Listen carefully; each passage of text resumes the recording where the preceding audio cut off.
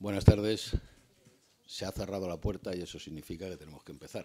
Así que quien llegue a partir de ahora que se siente donde pueda. Quisiera extenderles la bienvenida en nombre de la Fundación Mapfre a este salón de actos de su sede social, donde vamos a hacer la presentación del informe sobre el mercado español correspondiente al ejercicio 2011. Antes de iniciar el acto, quisiera presentar a las personas que me acompañan en la mesa. Aquí a mi derecha, Luigi Lubelli, subdirector general de Riesgos y Mercados de Capitales de Mapfre S.A. Luigi Lubelli se incorporó a Mapfre en el año 2000 y nos va a hablar del estado actual de Solvencia II. De Solvencia II llevamos hablando mucho tiempo. Recordarán ustedes que es una ley, una directiva que se aprobó allá por el año 2009 y que todavía estamos a la espera de que entre en vigor. Supongo que nos vas a dar alguna novedad hoy. Si hay novedades serán de retraso, como siempre. A mi izquierda, Begoña González García, que es la directora del Centro de Estudios del Instituto de Ciencias del Seguro, se incorporó a la Fundación en 1989 y ella será quien nos haga la presentación del informe sobre el mercado español, como ha venido haciendo en estos últimos años. Yo les tengo que hablar un poquito de la Fundación y trataré de que sea un muchito del Instituto de Ciencias del Seguro, que para eso estamos aquí. Como saben ustedes, la Fundación Mapfre desarrolla sus actividades a través de 5 institutos diferentes: acción social, cultura, prevención, salud y medio ambiente, seguridad vial y ciencias del seguro. En el caso del Instituto de Ciencias del Seguro, el objetivo es contribuir al impulso y desarrollo de actividades docentes y de investigación relacionadas con el seguro y la gerencia de riesgos. Entre las distintas actividades hay varias convocatorias de programas profesionales a través del campus virtual en colaboración con la Universidad Pontificia de Salamanca y otras instituciones. Más de 1000 alumnos están matriculados en los cursos que actualmente están vigentes. El Instituto también promueve proyectos de investigación y convoca becas desde el año 92. Hasta la fecha, y desde el año 92, como decía antes, se han concedido más de 170 becas. Promovemos también el Premio Internacional Julio Castelo Matrán, destinado a premiar trabajos científicos relacionados con el seguro y la gerencia de riesgos. Este premio tiene carácter bienal y precisamente este año, el próximo martes, día 25, se fallará el correspondiente a este año y sabremos quién ha sido el ganador. El Instituto también dispone de un centro de documentación como soporte al conjunto de actividades. Y en cuanto a las publicaciones, contamos con una colección de cuadernos que muchos de ustedes conocerán y que en estos momentos ya se han editado más de 180 títulos. Dentro de los estudios anuales y recurrentes que el Instituto lleva a cabo está el informe del mercado asegurador iberoamericano, que se viene elaborando desde el año 2002, el ranking de aseguradores europeos, que se elabora desde el año 2003, también el ranking de grupos aseguradores de Iberoamérica, desde el año 2003, y el informe del mercado español de seguros, que es al que nos vamos a referir en este acto. Este informe comenzó a elaborarse por parte de Corporación Mapfre en 1986. Tuvo inicialmente una difusión más restringida, pero desde el año 92 que Mapfre, la Fundación Mapfre asumió este papel, efectivamente, la difusión ha sido muchísimo más amplia. Para la información que se recoge en el informe respecto al mercado español, nuestras fuentes han sido básicamente la Dirección General de Seguros e ICEA. Y para los datos económicos se utilizan las cifras oficiales que publican los distintos organismos. Los datos que figuran referentes al seguro internacional provienen de la información que a través de la revista Sigma publica la compañía suiza de Reaseguros. Este estudio complementa a otros muchos y en estos momentos la información que se aporta también contiene determinadas opiniones de carácter cualitativo que hemos obtenido a través de distintos profesionales expertos de Mapfre. Hay muchas personas que están detrás de la elaboración de este informe. Aquí hay una excelente labor de equipo. La atribución de la dirección del informe, obviamente, es para Begoña González. Y quiero mencionar también a Esther Ruiz, que colabora muy directamente con ella en este tema. Creo que todos ya tienen un ejemplar y quien no lo tenga, pues a su disposición está fuera y también a través de Internet. El año pasado me pasan el dato de que se descargaron más de 1.500, se hicieron más de 1.500 descargas de este informe. Creemos que con la edición de este estudio el Instituto de Ciencias del Seguro cumple con su función fundacional de difundir el conocimiento y la información relativa a la actividad aseguradora. Quisiera felicitar a todo ese grupo de trabajo que ha estado detrás de este informe y especialmente a Begoña como directora del mismo, y que será quien nos lo explique a continuación. Así que, sin más preámbulos y después de esta introducción, creo que yo he cumplido con la parte de tiempo que tenía asignada y vamos a ver si todos somos capaces de hacerlo. Así que, Begoña, tienes la palabra.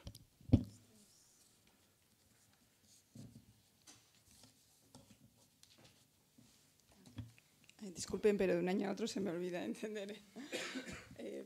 Buenos días o buenas tardes a todos. Reitero las gracias por su asistencia a este acto que organizamos todos los años para presentar el informe del mercado español de seguros que elaboramos en el Instituto de Ciencias del Seguro de Fundación Mapfre. Bien.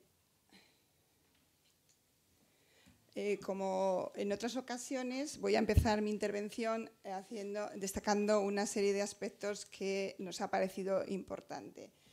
En primer lugar, decir que el crecimiento del sector en el año 2011 se debió principalmente al crecimiento de las primas del seguro de vida, que sin embargo en este primer semestre del año se ha producido un descenso que ha sido motivado también por la caída en general de la mayoría de los ramos.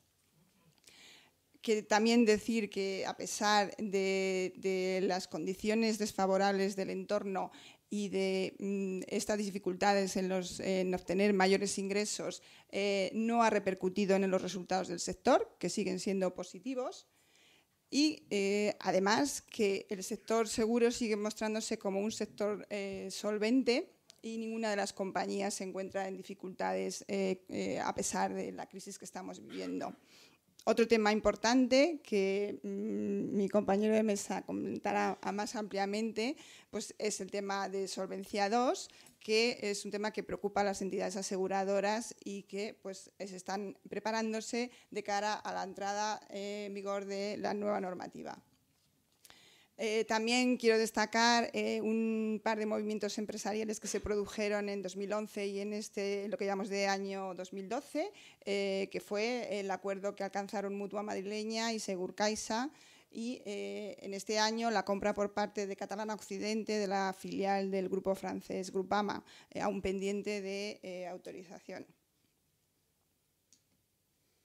Bien, respecto al contexto económico, pues destacar las tensiones vividas en los mercados financieros que se produjo debido a la crisis de la deuda soberana, sobre todo en los países de la Unión Europea, también las dificultades de financiación de las entidades financieras y, por supuesto, unas menores perspectivas de crecimiento. Sin embargo, en los mercados emergentes la economía siguió creciendo a buen ritmo, aunque ya se observa cierta ralentización. Respecto a España, aunque se mantuvo alejado de los países con mayores dificultades por la crisis, finalmente pues, sucumbió a las presiones del mercado, sobre todo debido pues, a las dudas existentes sobre el cumplimiento del margen del déficit y también a unas perspectivas de menor crecimiento económico. Al final del año el crecimiento del PIB fue del 0,7%, pero el crecimiento del último trimestre fue 5 décimas inferior al del tercero. Respecto a la actividad aseguradora internacional, se produjo un crecimiento nominal, según el informe de Sigma, como ya ha comentado Andrés Jiménez, se produjo un crecimiento nominal del 6% gracias a la apreciación de las monedas locales frente al dólar estadounidense y una caída real del 0,8%. Esta caída se produjo debido al seguro de vida, al contrario de lo que ha sucedido en España. Y las primas del seguro de vida descendieron un 2,7%. Eso a pesar de que se produjeron buenos comportamientos en algunos mercados avanzados. Sin embargo, el descenso de primas de algunos mercados de Europa Occidental, así como la introducción de medidas más restrictivas en China y el descenso también de las primas en la India, pues hizo que este ramo decreciera. Sin embargo, los ramos no vida tuvieron un aumento del 1,9% gracias al aumento de tarifas que se está produciendo ya en algunos ramos y en algunos mercados. En los mercados emergentes el crecimiento de primas fue significativo. También se empieza a observar ya cierta ralentización en este crecimiento. El mismo informe de Sigma prevé para el año 2012 una recuperación en los mercados desarrollados y un buen comportamiento en los mercados emergentes, aunque decreciendo ligeramente. En este contexto, el seguro español subió un puesto en la clasificación mundial de mercados aseguradores, se situó en el puesto número 12, gracias al crecimiento de las primas de vida. Ocupó la 16ª posición en vida y la 13ª en no vida. Respecto al reaseguro, las dificultades del ejercicio 2011 hicieron que los resultados de las empresas fueran negativos. Solamente en algunos casos se produjeron ligeros resultados positivos. A pesar de ello, el sector reasegurador se pudo hacer cargo de los siniestros gracias a su fuerte solvencia, por la fortaleza de sus balances y también por la diversificación de riesgos, lección aprendida en 2005 cuando el huracán Katrina. El año 2011 ha sido el segundo, desde el año 1970, con mayor número de catástrofes naturales, solo superado por 2005, como he dicho antes, por la ocurrencia del huracán Katrina. Los mayores siniestros se concentraron en los terremotos de Japón y Nueva Zelanda, como ya recordarán, las inundaciones de Tailandia y algunos tornados en Estados Unidos. En España también hay que destacar el terremoto que se produjo en el mes de mayo y que afectó sobre todo a la localidad murciana de Lorca y que ha supuesto un coste para el seguro de más de 400 millones de euros.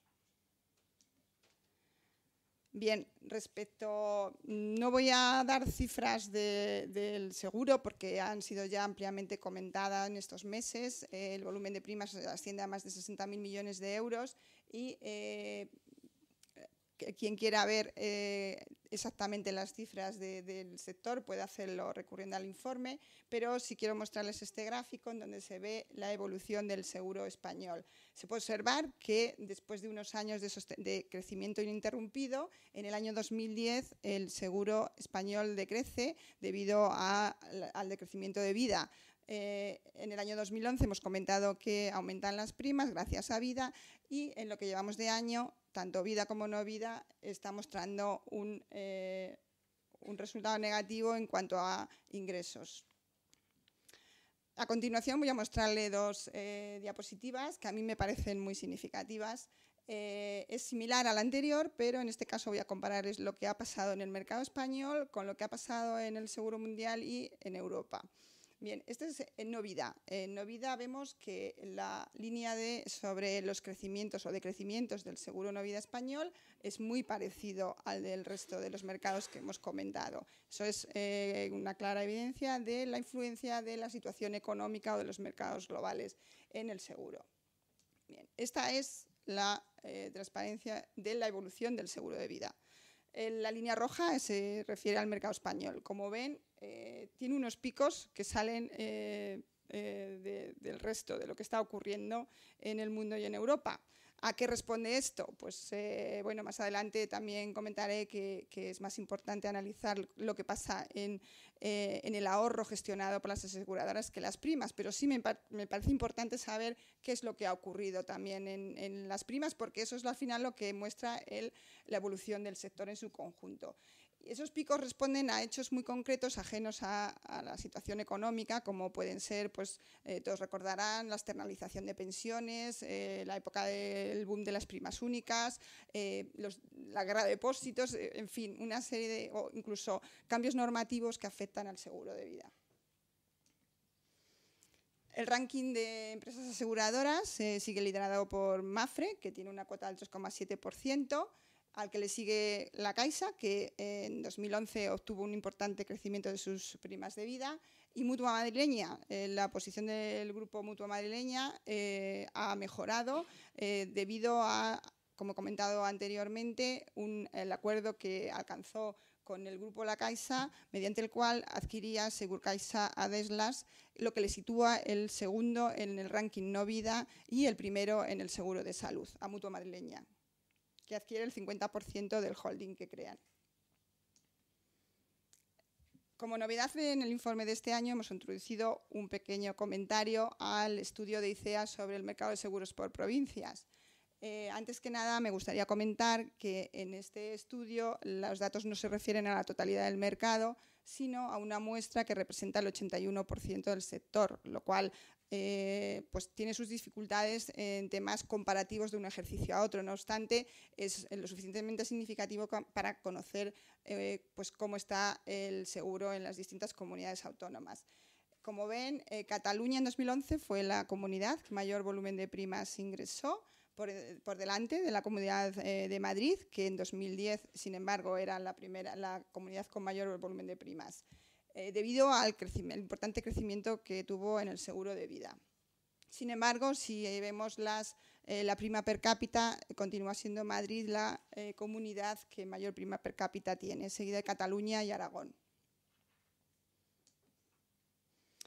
Otra novedad de este año en el informe es un pequeño análisis de la internacionalización del seguro español. Para hacer esta parte hemos recurrido a los informes anuales de las propias compañías y para dar algunas cifras que nos muestre una idea de qué negocio tienen en el exterior, hemos recurrido a fuentes públicas como la de las superintendencias de seguros de los países de América Latina, ya que América Latina es el principal mercado donde invierten las compañías españolas. Eso se debe, como todos saben, a afinidad cultural, pero también a que son mercados, como estamos viendo, con un alto potencial de crecimiento. Bien, muy brevemente, pues decirles que BBVA opera en varios países de América Latina, en los mercados más grandes, a excepción de Brasil, pero su mercado más grande está en México. Opera a través de la compañía BBVA Bancomer. Catalana Occidente, a través de su sociedad Atradius, opera en más de 40 países, principalmente de la Unión Europea, y es una de las principales compañías a nivel mundial de seguro de crédito. La compañía Ceste, que tiene un capital mayoritario del Estado hasta ahora, porque parece que las cosas pueden cambiar, pues opera también principalmente en América Latina en el seguro de crédito y caución. Mapfre opera en más de 45 países, inició su expansión internacional en Latinoamérica, donde está en 18 países de la región y actualmente ocupa el segundo puesto del ranking no vida de primas. En cuanto a Santander, pues opera también en los principales mercados de América Latina, pero hay que destacar que en el año 2011 llegó a un acuerdo con el grupo suizo Zurich, mediante el cual el grupo Zurich se hará cargo de la gestión del negocio de las filiales de Santander en América Latina, tras la compra de un 51% del nuevo holding que crearon.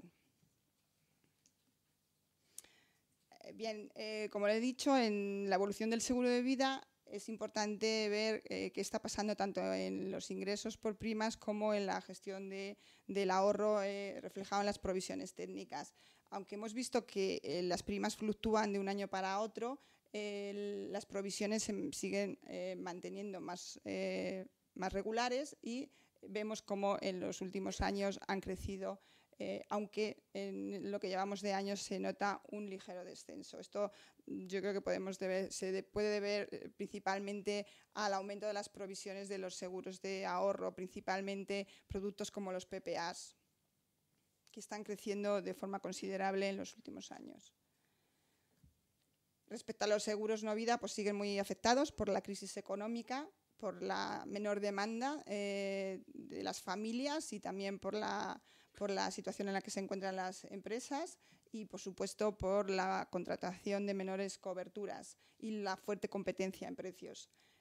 En lo que llevamos de año, las primas no vida han decrecido un 2,3%, debido principalmente al comportamiento del seguro de automóviles, uno de los mayores, que tuvo un decrecimiento cercano al 5%. Sin embargo, los seguros de salud multirriesgo y decesos siguen creciendo en estos últimos años a pesar de las dificultades. El ramo de automóviles decreció por cuarto año consecutivo. En 2011 el decrecimiento fue del 2,3%.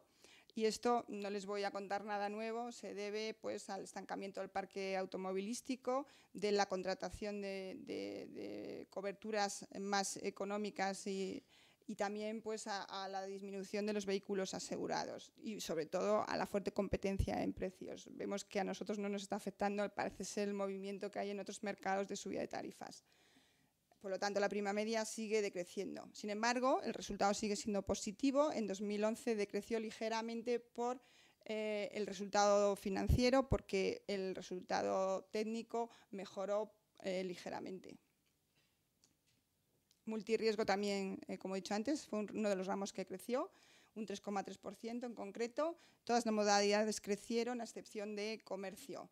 El ratio de siniestralidad en este ramo también mejoró gracias a una menor incidencia de los fenómenos atmosféricos que, como hemos visto en los últimos años, influyen de forma considerable en los resultados del ramo. También destacar que continúan incorporando por parte de las compañías nuevas coberturas, sobre todo de prestación de servicios. El ramo de salud es otro de los que sigue creciendo y en 2011 creció un 3%.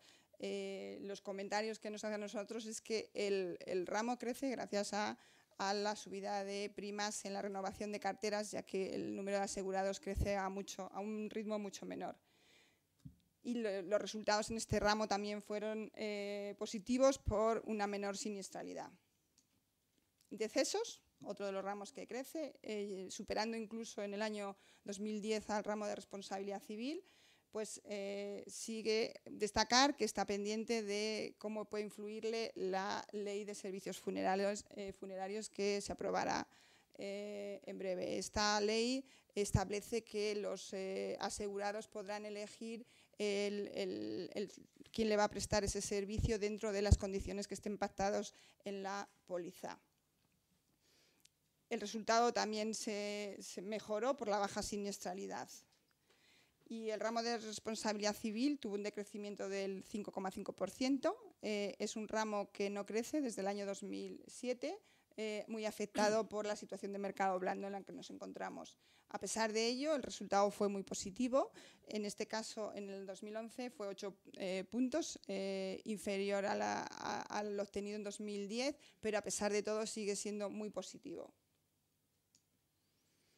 Respecto a las perspectivas del sector para este año, ya estamos viendo, llevamos una parte avanzada del año y hemos visto que en cuanto a los ingresos, pues casi todos los ramos están teniendo decrecimientos. Y bueno, los resultados técnicos parece que siguen siendo positivos. El panorama sigue siendo desalentador, con una situación económica desfavorable para la evolución del seguro y pues habrá que las empresas aseguradoras tendrán que superar esas dificultades. Respecto a vida, cabe destacar que posiblemente se verá muy afectado por los cambios que se produzcan en el sector bancario, ya que el 70% de las primas en 2011 eran intermediadas por bancoaseguradores. Respecto a los asegurados, seguirán decantándose por productos que tengan un interés garantizado y en algunos casos por otros que ofrezcan altas rentabilidades. Respecto a no vida, pues no hay mucho más que decir. Continúa afectado por una menor demanda de las familias, por la menor actividad industrial y por la fuerte competencia en precios. Podemos concluir que el sector, a pesar de esas dificultades que todos conocemos, tiene dificultades para incrementar sus ingresos, pero tiene unos resultados positivos.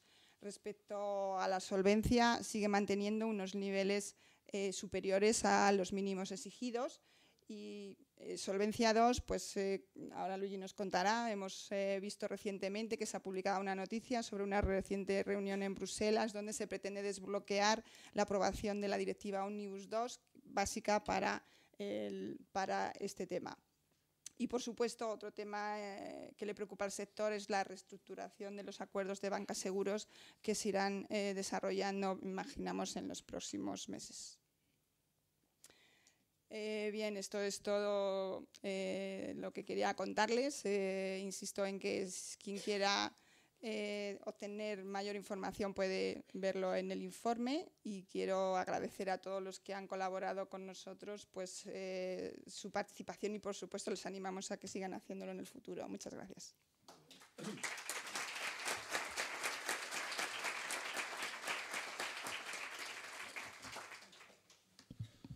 Muy bien, pues muchas gracias. Continuamos con el programa. Vamos en hora.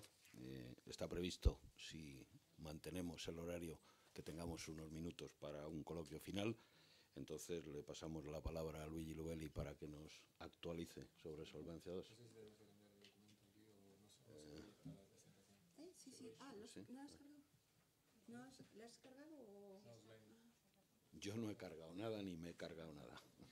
¿No lo tendrás en un pendrive? No. No sé si la hay aquí. Espera, ¿dónde está Eugenia? Sí, aquí está.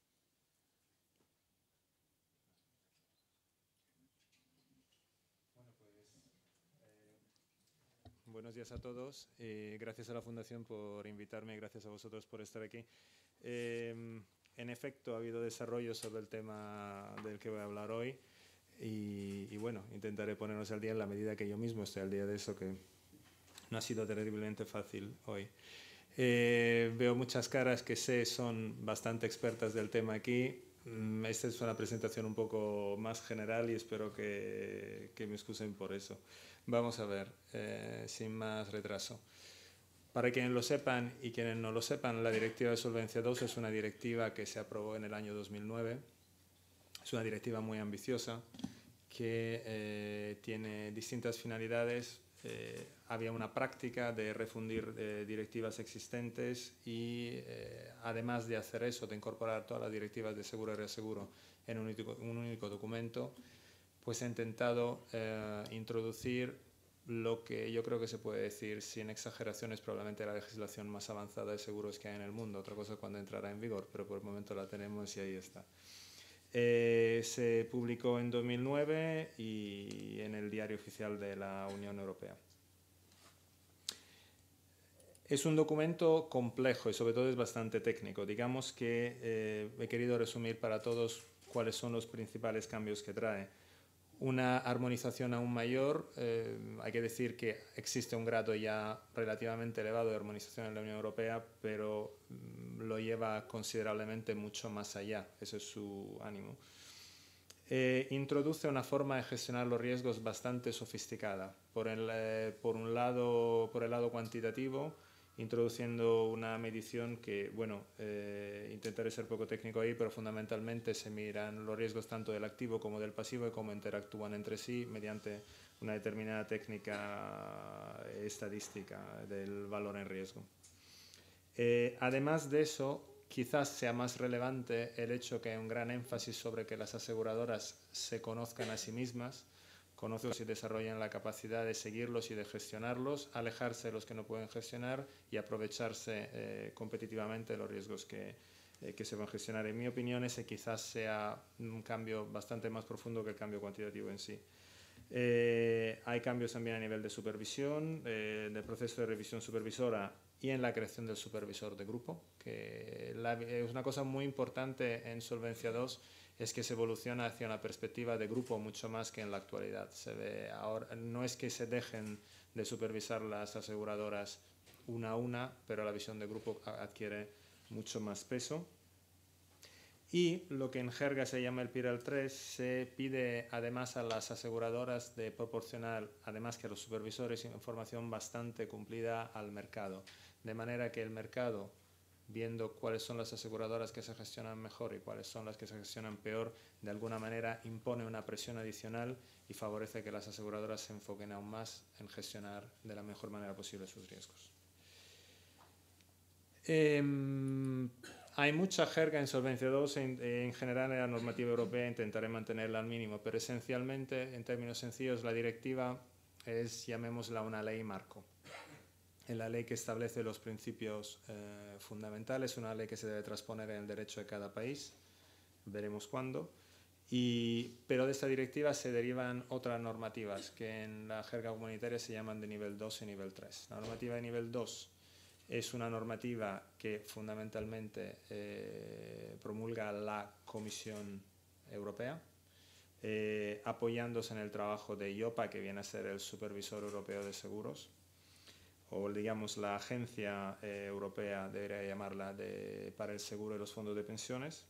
Y luego la propia EIOPA introduce una normativa adicional que de alguna manera complementa la que está a nivel 2. Los técnicos, disculpadme si no soy fino, pero prefiero que la gente lo entienda mejor, que de alguna manera facilitan la comprensión de esta normativa a las aseguradoras y al mercado y su actuación. Cuando tienen un carácter prescriptivo, también estas normas deben ser aprobadas por la Comisión Europea. ¿Qué ha ocurrido? Efectivamente, han ocurrido cosas. Es decir, la directiva, tal como está, debería de entrar en vigor a finales del mes de octubre de este año. Lo que ocurrió es que hubo distintos cambios. Desde el punto de vista legal estaba el Tratado de Lisboa, se introdujo también el sistema de supervisión europeo con la creación de EIOPA en el caso del seguro, y entonces que había que adaptar el marco normativo. Se veía que hacía falta un determinado retraso. Ese retraso inicial se fijó en 2 meses después, el 1 de enero de 2013. Y bueno, y hay varios cambios, medidas transitorias y normativa adicional. Esta directiva en jerga se llama la Directiva Omnibus 2, que es la directiva precisamente de la que se habló ayer. Es una directiva que debería haberse aprobado en el primer trimestre de este año, pero hay muchos aspectos de esta directiva, es bastante más compleja de lo que se lee aquí y es difícil llegar a acuerdos tanto entre lo que son las instituciones europeas y el sector como dentro de las propias instituciones europeas, porque hay que reconocer que la complejidad del seguro es grande, los países se parecen poco, entonces para poner de acuerdo a todos es bastante fácil. Se han ido posponiendo. La última que me consta a mí de retraso de discusión del texto es el 20 de noviembre de este año. Después de lo de ayer quizás tampoco esto valga, pero ya veremos. Hay muchas cuestiones, como digo, y existe una cosa, la Unión Europea, que decir es un poco dada al uso de palabras, existe una cosa que se llama trílogo o triálogo, que en esencia es un trabajo conjunto de la Comisión, del Parlamento y del Consejo para acordar el contenido de la legislación, de manera que una vez que están de acuerdo en las distintas instituciones es aprobada sin retraso. Hay muchos temas que se tratan, en mi opinión, y es una opinión mía, la cuestión más relevante es la tasa de descuento del seguro de vida, digamos, de las provisiones del seguro de vida. ¿Por qué nace esto? He intentado simplificarlo de manera posible. Digamos que Solvencia II se gestó en un momento de mercado que era bastante distinto al actual, Cuando las situaciones se han complicado en el mercado, se ha visto que la aplicación tal cual como estaba prevista en la directiva habría causado una volatilidad bastante grande en el patrimonio de las sociedades. No porque los riesgos de las sociedades fuesen tales, porque en ese caso sí que estaba bien la directiva, que la compañía que fuese volátil está bien que la legislación lo destaque, sino fundamentalmente por falta de mecanismos que recojan una característica típica del sector, que es la de casar activos y pasivos, que elimina tales fluctuaciones. Y bueno, y se están barajando distintas soluciones para eliminar esta volatilidad. Ya lo siento, aquí soy un poco más técnico, pero fundamentalmente hay una solución que reconoce casos de casamiento muy estrecho, que es el caso de España, por ejemplo, para aquellos productos, hablo del seguro de vida, para aquellos productos que no tengan casamiento tan estrecho se utiliza otro mecanismo, que es una prima contracíclica, que se añade a la tasa de descuento. Y luego, última, una técnica para extrapolar los tipos a muy largo plazo, que fundamentalmente es una cuestión que tiene especial relevancia para un país, concretamente de la Unión. A nivel de la industria, consideramos que estas soluciones son absolutamente vitales para que la directiva se pueda implementar de una manera exitosa. Lo que ocurre es que no hay acuerdo. Hay distintas soluciones sobre el alcance, sobre las técnicas. Se trata de un tema de gran complejidad, incluso técnica, sobre todo técnica, pero no solo. Y por esa razón se quieren hacer objeto de un estudio de impacto, que deberían presentarse estudio de impacto a finales del primer trimestre de 2013. Esa fecha me parece que sí que se va a cumplir por el momento. Hay varios temas que trata la directiva Omnibus, lo tengo aquí, sí, aquí tenéis la lista. Esto es muy técnico. Yo creo que de cara a hoy, para también respetar el tiempo que tengo, me centraría más en la fecha de entrada en vigor, porque reconozco que ha sido objeto un poco de, digamos, causa dudas, no me pongo más lejos que eso. Entonces, ayer, en efecto, hubo una reunión del trílogo, triálogo. Este trílogo, pues, otra vez, no ha llegado a un acuerdo,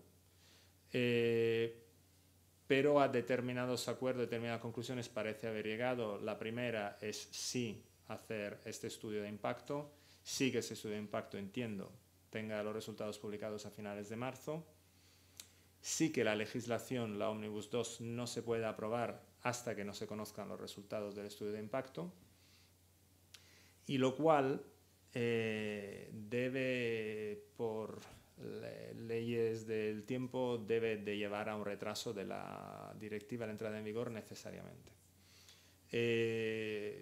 Esto ya se viene conociendo, y en mayo de este año se vio que al 31 de octubre de 2012 no llegaríamos, ni tampoco al 1 de enero de 2013. Entonces se propuso una directiva que en la jerga se llama Quick Fix, arreglo rápido literalmente, que proponía la transposición en junio del año que viene, la entrada en vigor en enero de 2014.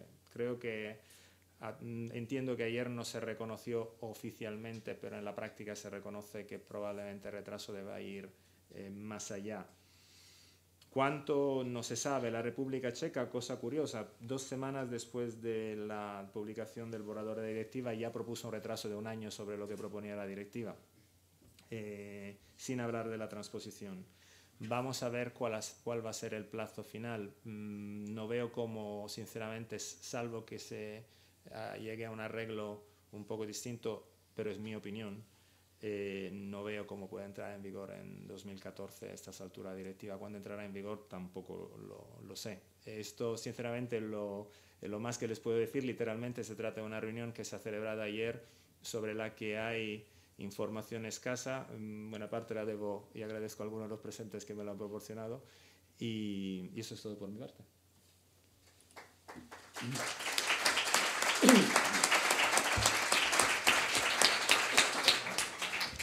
Muy bien, muchas gracias, Luigi.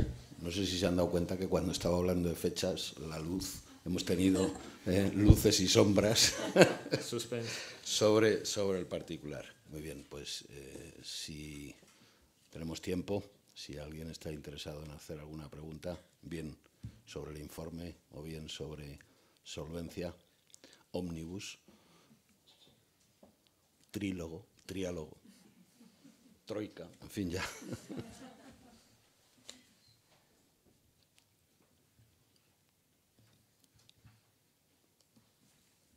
Adelante. Sí, Miguel Ángel Valero, de Diario Abierto. Para Begoña, el estudio hace unas previsiones bastante pesimistas sobre la evolución del seguro en España para este año. Mi pregunta concreta es, teniendo en cuenta la guerra del pasivo, la reforma del IRPF que afecta a los planes de pensiones, ¿cómo va a terminar el seguro este año? ¿Cree que los resultados del primer semestre son indicativos de cómo va a terminar el año? Y para Luigi, ¿cómo va a afectar un hipotético retraso de la entrada en vigor de Solvencia II al sector?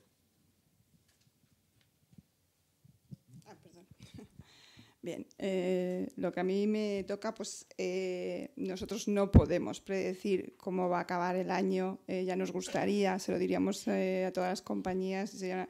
Lo que yo he dicho hoy es evidente, es que en cuanto a ingresos, el sector está registrando decrecimientos en el volumen de primas, no así en los resultados, que parecen que siguen siendo favorables, lo cual yo encuentro positivo.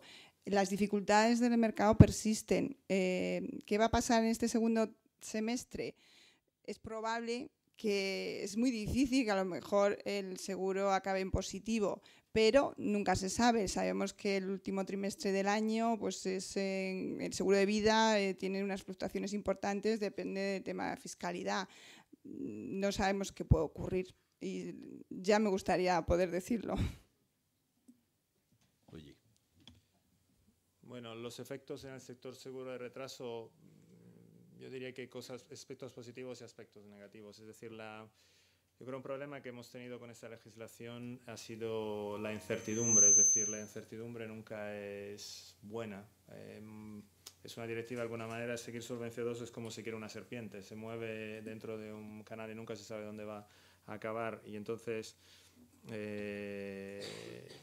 yo creo que por un lado el retraso no es buena cosa debido a que las compañías han invertido muchos recursos en prepararse para este objetivo y cómo se nos mueve siempre de alguna manera la fecha final. Por otra parte, sinceramente, si el resultado de esto es tener una fecha ya firme y tener sobre todo una legislación ya definitiva que no cambie más, eso creo que sería altamente positivo. Más cuestiones.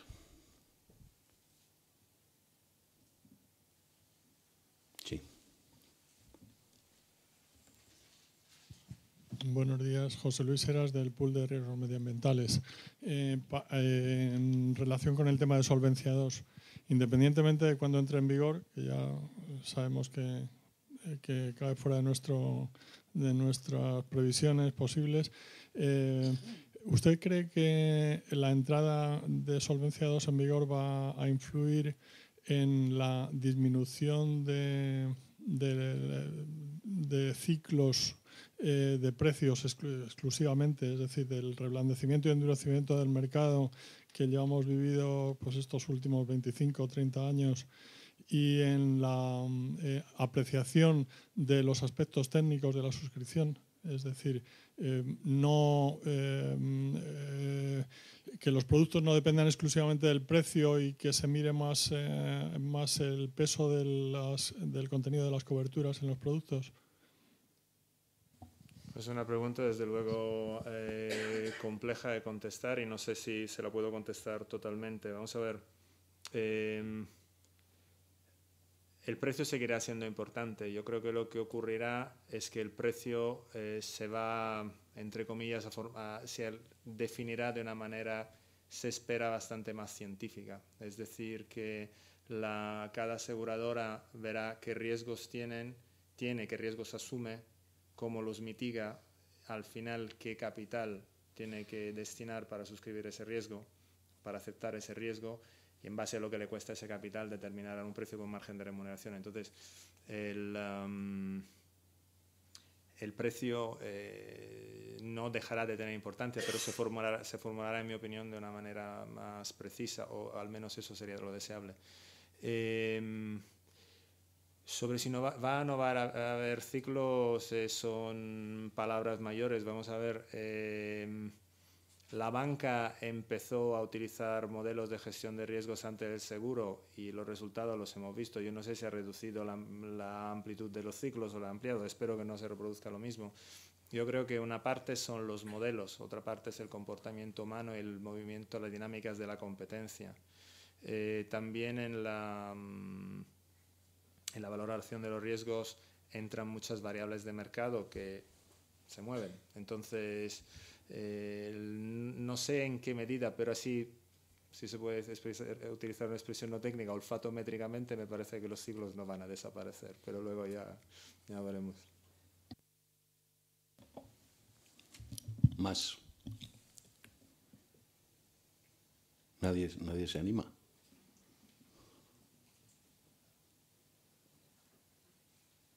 ¿Tenemos hambre o qué? Bien, pues si no hay más preguntas, yo quisiera agradecer a los dos ponentes por sus excelentes intervenciones y sí hacer un comentario final. Es evidente que en las cuestiones de Solvencia II, el poner de acuerdo a los 27, habrá países que en función a cómo se determinan los parámetros para hacer determinadas actuaciones, convengan a algunos sí y a otros no, o unos necesiten más tiempo para adaptarse efectivamente que otros. El camino, desde luego, es lo que se ha recorrido, yo creo que debe servir como reflexión en estos momentos para ver si ha sido útil, es decir, todas las empresas que han invertido efectivamente en tratar de adaptar y en establecer sistemas para poder controlar mucho mejor sus riesgos. Lo que pasa que es curioso que Solvencia II, que básicamente pues está hablando de solvencia y de determinar los riesgos, se está aplicando a una actividad que de por sí, su esencia es asumir riesgo. Lo que pasa que efectivamente los riesgos internos no tenían nada que ver con los riesgos externos. Hay que tener confianza en que esto implica una cierta burocracia y posiblemente todas aquellas empresas que han avanzado mucho, pues en estos momentos dirán ¿para qué nos hemos dado tanta prisa? Y aquellas que se han dado menos prisa, pues en el fondo estarán agradecidas. Poco efectivamente se puede hacer desde aquí. En relación, quisiera hacer otro comentario también de carácter general y relacionado con solvencia, pero en este caso dirigido a la solvencia de las entidades aseguradoras. Está claro que el sector asegurador está en una mejor posición que, por ejemplo, el sector financiero, el sector bancario, no cabe duda.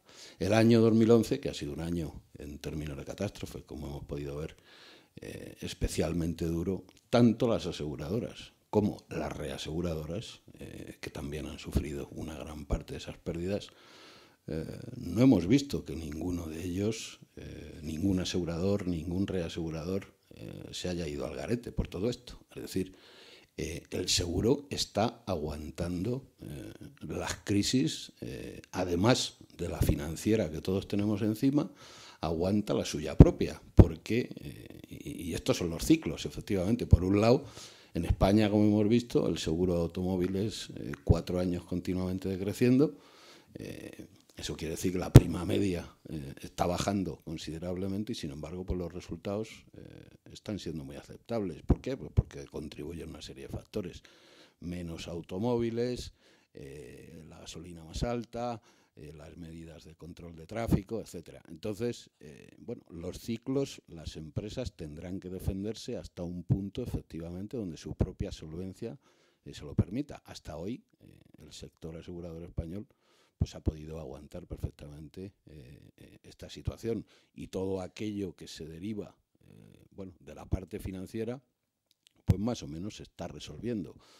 Hay aseguradores que han tenido una política financiera muy conservadora y se han visto menos afectados, y aquellos que tenían una política más agresiva pues se han beneficiado de los buenos tiempos y se han perjudicado algo más en los malos. Por tanto, la actividad aseguradora a mí me parece que pone de manifiesto que es un gran contribuyente a una cierta estabilidad de la economía.